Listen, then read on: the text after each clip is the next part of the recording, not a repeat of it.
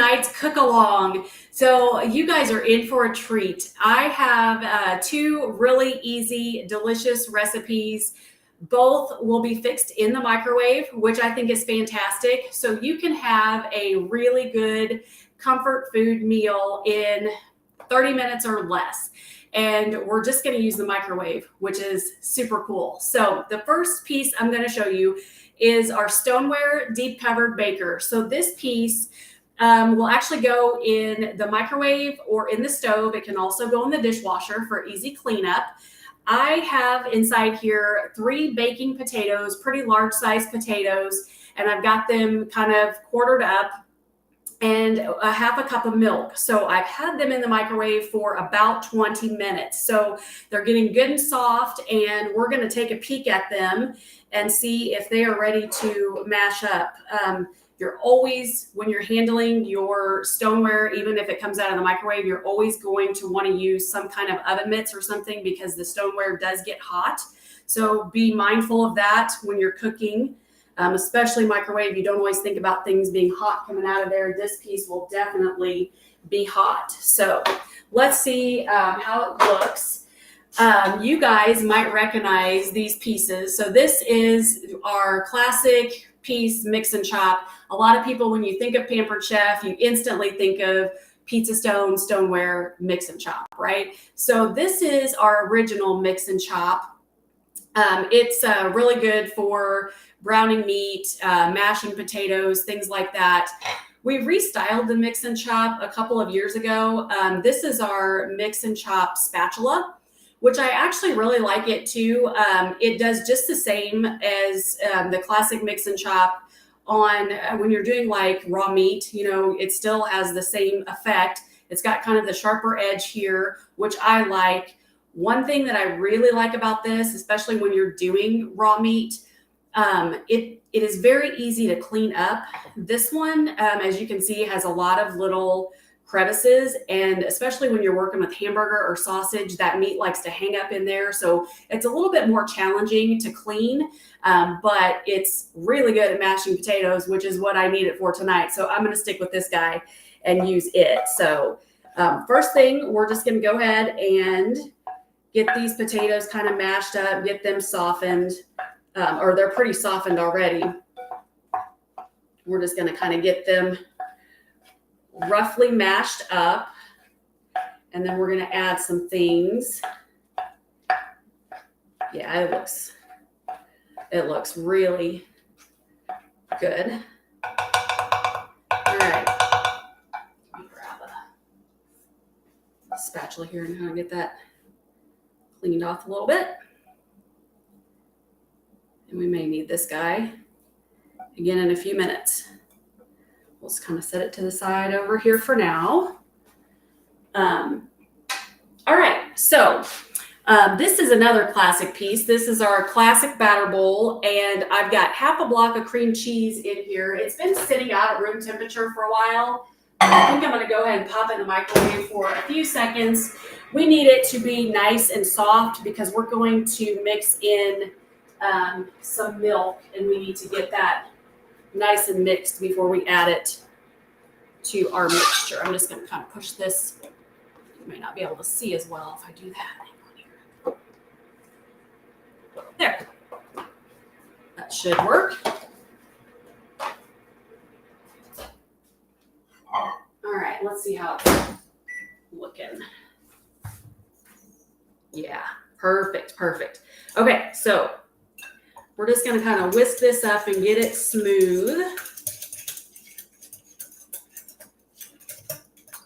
Nice.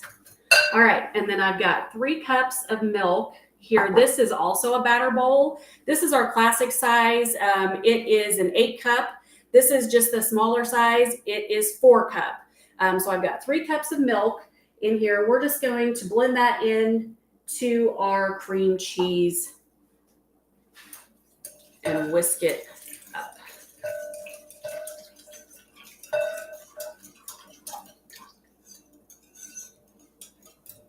Yeah, this is looking pretty good.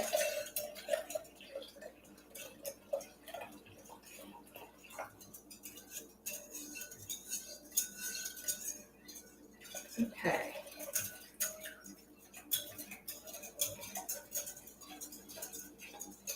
All right.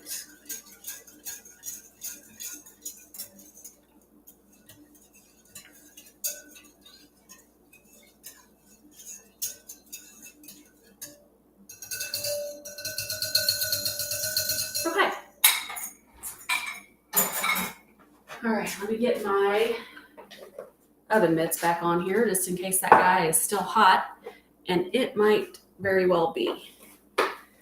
Okay, so we're just going to kind of add this to our mashed potatoes. And we're going to give it a little bit more mixing up. Yeah, that's looking delicious. Such a good day for soup. Although I really think any day is a good day for soup, especially potato soup. It's one of my favorites. Okay.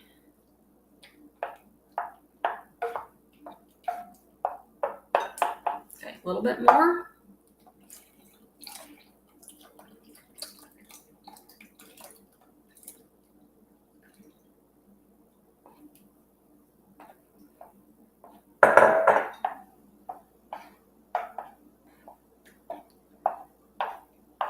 Okay.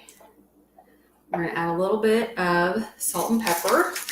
Our salt and pepper grinder set here. I love this. It works really well, and it also looks really fancy.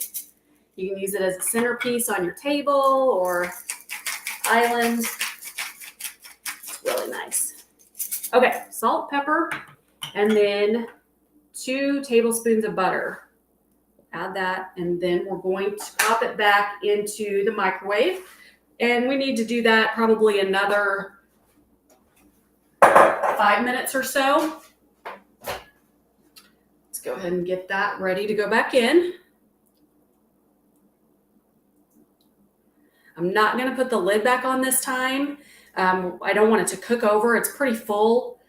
So we'll leave the lid off and see how it progresses. We really just kind of need to get everything nice and hot and get it all blended together. So I think it'll be okay like that. All right.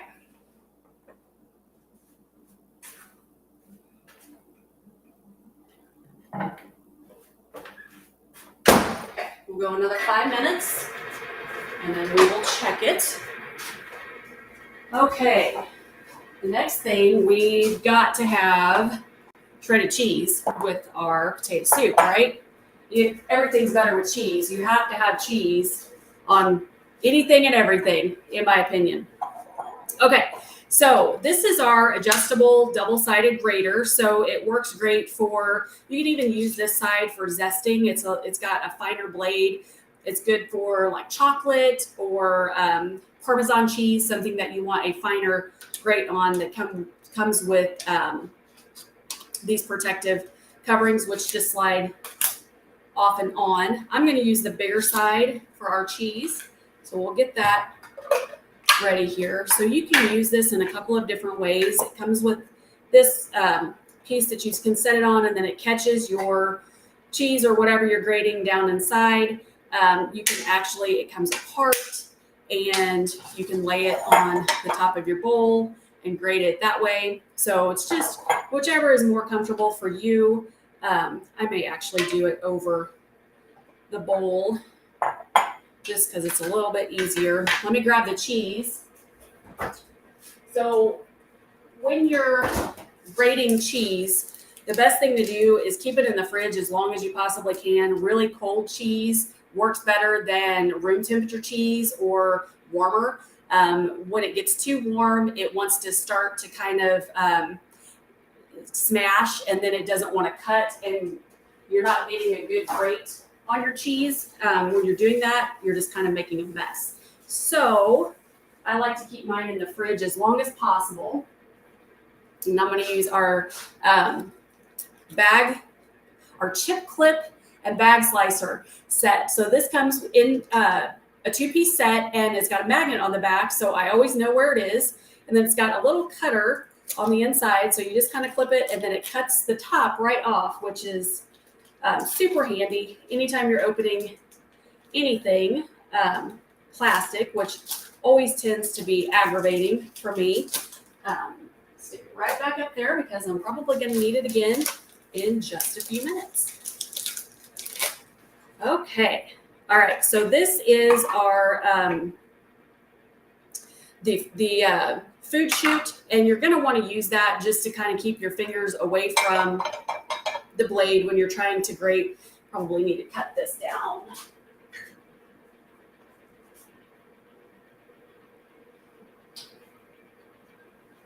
We just need about half a block anyway, so that should be perfect. Okay, let's put that on.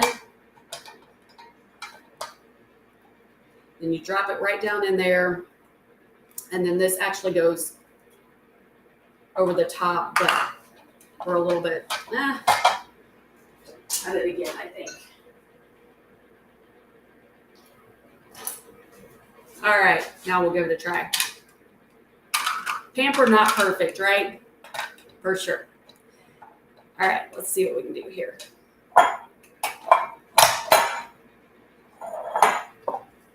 I think that's going to be a disaster. Let's start over. Okay. Snap this guy back together.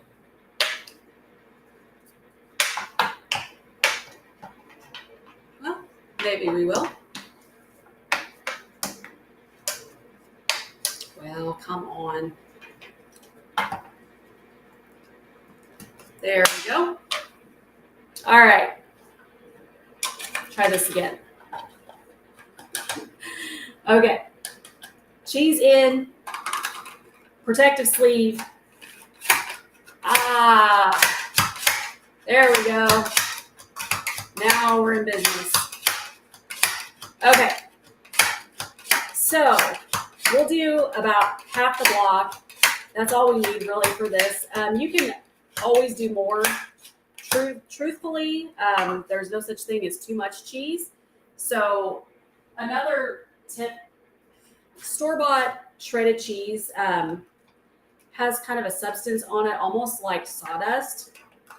So that keeps it from sticking together in the bag. It's not great for you. And shredded cheese is actually more expensive to buy than a block of cheese and shredding it yourself. So what you can do is when you've got out your stuff to shred your cheese, you can just do the whole block or as much as you bought, and then use what you need for the recipe, and then stick the rest in the freezer. Just put it in a freezer bag or a container and put it in the freezer. It's exactly the same as store-bought shredded cheese. It won't stick together when it's frozen. And then the next time you need shredded cheese, you've already got it, and it's cheaper and much healthier for you to do it that way. So that's what I like to try to do. It doesn't always happen, but you know, we try. We do our best, right? So yeah, I think that looks pretty good. And again, all of these pieces snap apart, as you saw. They're all dishwasher safe, which is fantastic. Easy cleanup, most definitely. And it sounds like our potatoes are finished. So let's take a look at those. Get that stuff out of the way. Yeah, look at that. Isn't that good? Looks really, really good cheese. I used just mild cheddar cheese. The recipe actually called for sharp cheddar. I'm not crazy about sharp cheddar, so I just bought mild. You can use whatever kind of cheese you prefer. It does not make a difference. It's completely preference. So let's see what we've got here. Okay.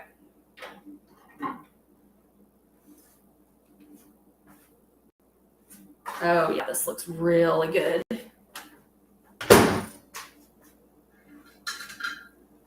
All right, so this is one of our mix and scrapes. It's the largest size. It's pretty big.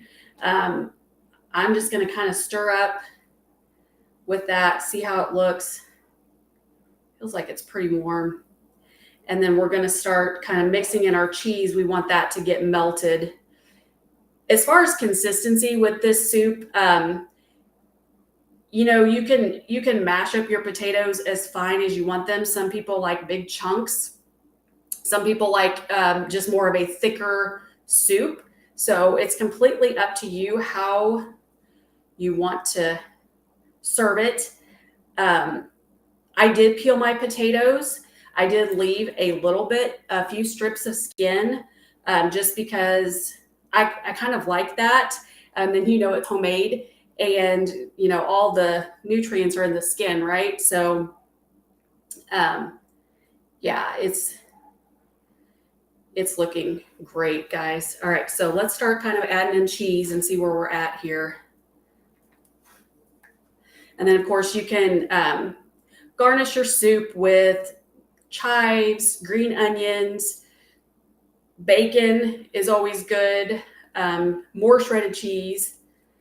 I'm probably going to serve mine with, I bought some everything bread at the bakery tonight. So I'm probably going to have some toast with it. You could do croutons on top, just whatever your preference is, whatever you like to serve. But this really looks pretty fantastic. And from start to finish, really 25 minutes and you got some homemade soup. And honestly, I had everything in my cabinets. I almost always have potatoes on hand, the cream cheese, the milk, you know, it's pretty standard ingredients, really. So yeah, it definitely an easy comfort food that was fast. I love the one pot meals. And it's an easy cleanup.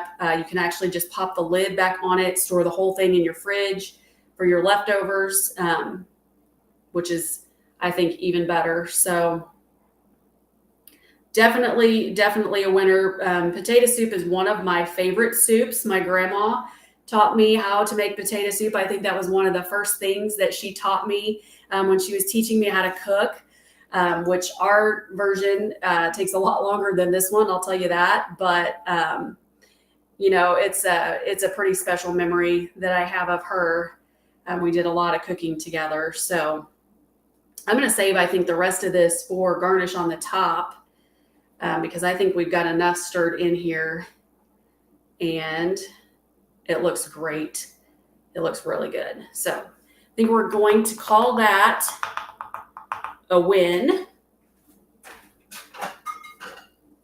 and which means it's time for us to move on to dessert. So how about that? Let me set this out of the way over here, and then we will get started on the last and best course, right? Dessert is the best by far. Okay. So we are going to be making a pineapple upside down cake tonight. And again, in the microwave. And we're going to be using our Rock Crock everyday pan. So if you're not familiar with our Rock Crock collection, it is probably the most versatile piece, honestly, that we have. The Rock Crock will go in the freezer, on the stovetop, in the oven, on the grill, in the dishwasher, in the microwave. So really anywhere. It will go anywhere. So this is our everyday pan. We also have a Dutch oven. This is a 2.5 quart size. Our Dutch oven is a 4 quart size. Both of these pieces fit in our slow cooker stand. So then they kind of double as crock pots. So works wonderful if you're making a roast. You can actually sear that roast and then just add all your vegetables and everything to go with it right in the pot. You can either throw in the oven and bake it or put it on your slow cooker stand, and, you know, dinner's ready then when you get home that evening, which is so nice. So yeah, so these are fantastic pieces, very versatile. I would highly recommend, if you don't already have one, you should definitely check them out. So the first thing we need to do is we need to melt some butter and brown sugar, and I already actually have that in the bottom here ready to go. So I'm just going to pop it in the microwave and get that melting for us. And I think we're just going to do about 30 seconds because I'm not really sure how long it will take. Probably not long. So while that is cooking, I'm going to show you our can opener. So I have to have cherries with the pineapple upside down cake. It looks pretty and it tastes good. So I'm going to show you our can opener and open this can here. So a little trick to our can opener is you're going to want to hold it straight away from your body and lay it kind of flat on top. And then you're just going to start turning, and it actually is cutting kind of on the outside of the can, so you don't have any sharp edges. You're just going to go all the way around the can, and then as soon as you do that, you're going to give it a little backspace to turn it loose. And then it's got a little clip here on the side, so you just want to take that, and then it's got a little lever on top. So you just take that, and you can pop that lid right off. Works fantastic. Let's drop that in the trash over there. And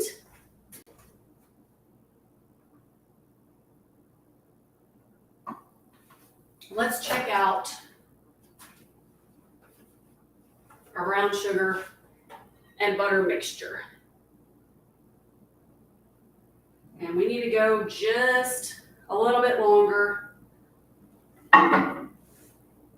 I think we'll go another minute. It was not very melted for sure.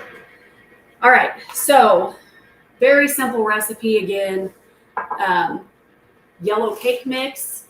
So just standard yellow cake mix, and then we're going to make that up as the box says. As soon as we get this ready, I'm just going to kind of clean out my workstation here a little bit and get some things out of the way that I don't need anymore. And then we will be ready for dessert.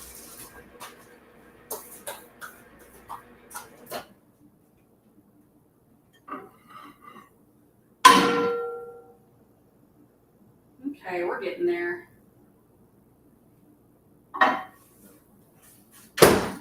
And that one actually isn't too hot, so I was able to just pick it right up.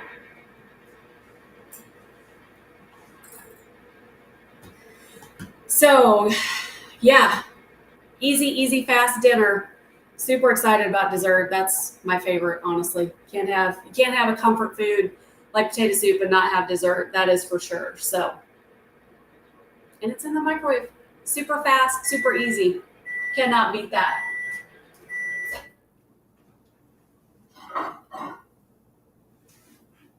Okay. That's all right. Okay. We're just going to stir this up a little bit, get it mixed in. Our butter's nice and melty. Stirring in the brown sugar.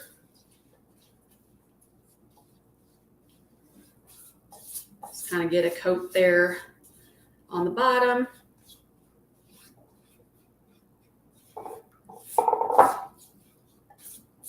Perfect. Okay. I'm just going to kind of spread this out a little bit to make sure the bottom is good and covered, because we're going to line our pineapples right here in the bottom of our pan.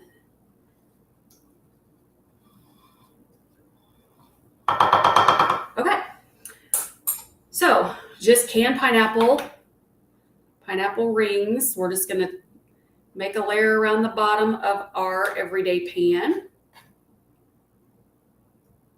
This is going to be so good. I'm so excited. It's been a long day. We deserve dessert, right? We deserve all the things. Okay. Nice. Perfect. Can you see? Awesome. Okay. And each ring needs a cherry in the middle.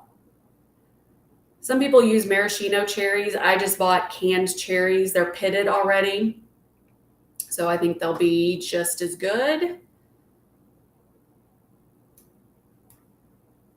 And our cake will look really pretty.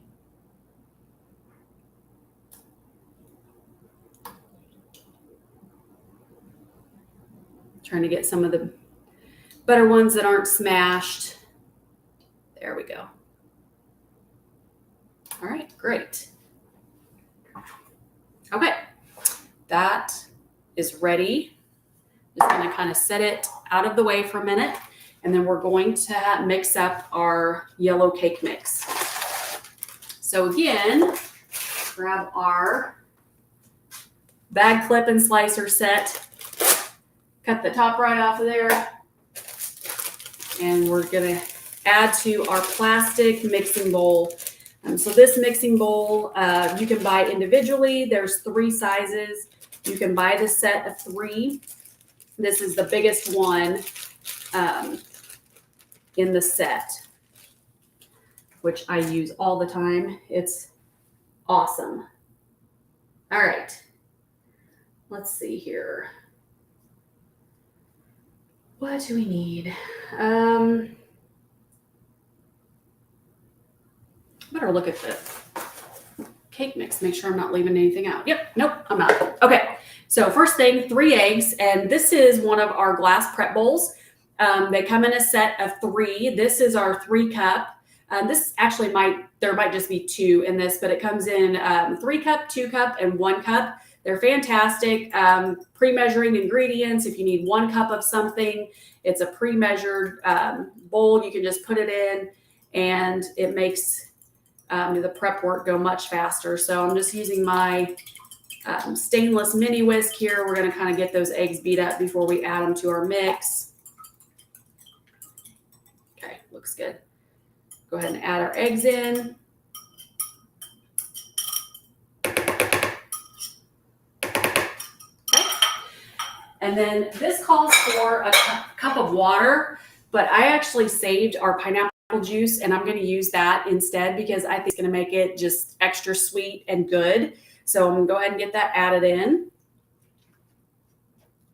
And then it calls for a 1/3 cup of oil, but I'm using applesauce. You can actually substitute applesauce for oil in cakes, and it's actually better for you. It doesn't have all that oil in it then, and it does exactly the same thing. It makes your cake moist. So I try to do that whenever possible, and I just have it's just unsweetened applesauce, and use the same exact amount. So it calls for a 1/3 cup. That's what I used of applesauce. So I've done that for a while, and it actually really does work well. And honestly, it tastes better because sometimes you can almost kind of taste that oil, I think, in your cakes. So you definitely can't taste it when you're adding applesauce. All right, so just using a plastic scraper here to stir everything up. It looks really good. It smells really good. Pineapple juice smells amazing. All right, I just about got that done. Yeah.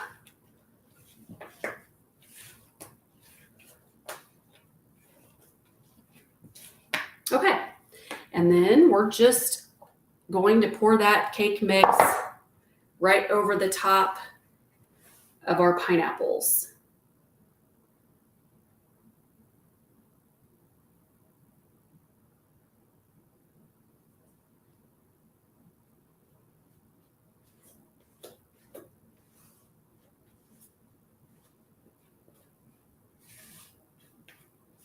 Make sure to get all your batter out.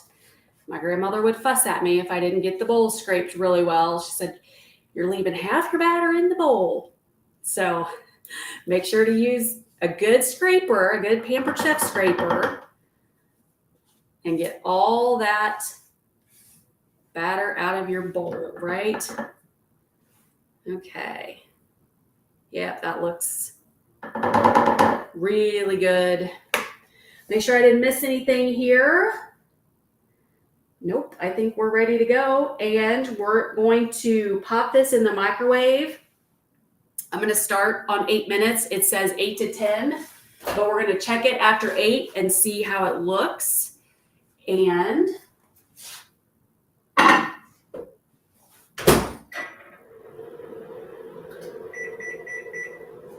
I am actually going to leave you there, and I will post a picture after I get everything finished. I will let you see the finished product, and I will share the recipe for you guys. So if you are in need of some easy comfort food that you can fix in the microwave, that is going to be your go-to, I'm pretty sure. So thank you guys so much for cooking with me tonight, and I hope you enjoyed it, and I will see you next time. Bye.